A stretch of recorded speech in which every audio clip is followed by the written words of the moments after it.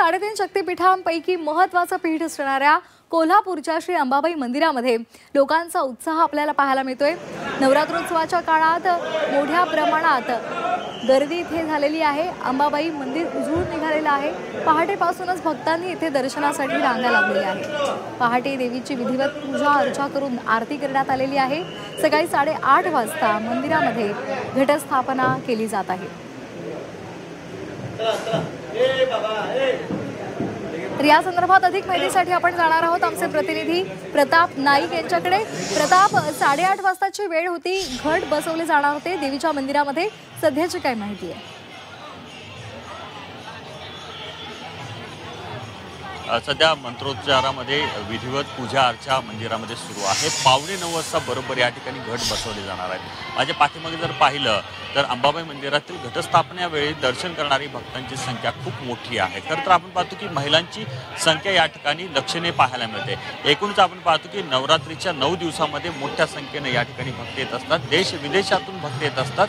आईकडे साकडं घालतात, मागणं करतात की आई सर्वांना सुखी ठेव, समृद्ध कर। एकूणच आपण पाहतो की ही जे भक्त आहेत ते आईच्या चरणी आल्यानंतर लीन होतात आणि खऱ्या अर्थानं आपण पाहतो की एक वेगळ्या पद्धतीनं इथून ऊर्जा घेऊन बाहेर पडतात। अशा प्रकारची दृश्य आपल्याला पाहायला मिळतात। सकाळ सकाळी या 2 ताई आलेल्या आहेत दर्शनासाठी। मला सांगा की तुम्ही दर्शनासाठी आलेला, दर्शन घेतलेलं ताई अंबाबाईचं, घटस्थापना सुरू आहे, काय भावना आहे तुमच्या मनामध्ये आईचं दर्शन घेतल्यानंतर?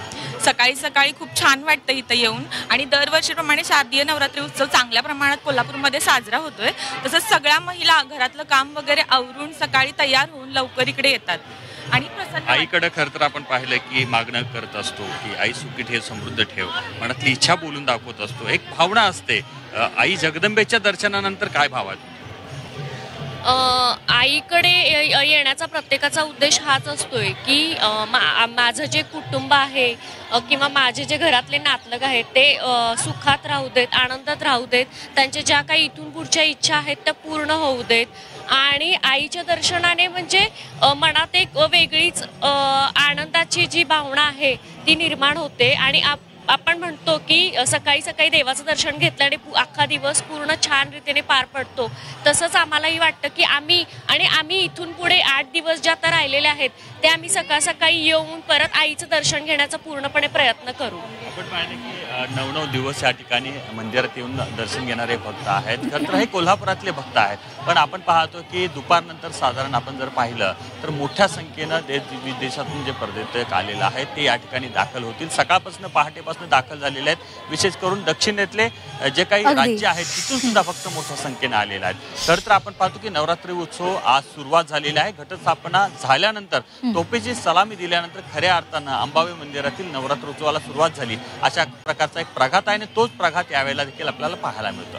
अगदी धन्यवाद प्रताप दिलेल्या या सविस्तर माहितीसाठी।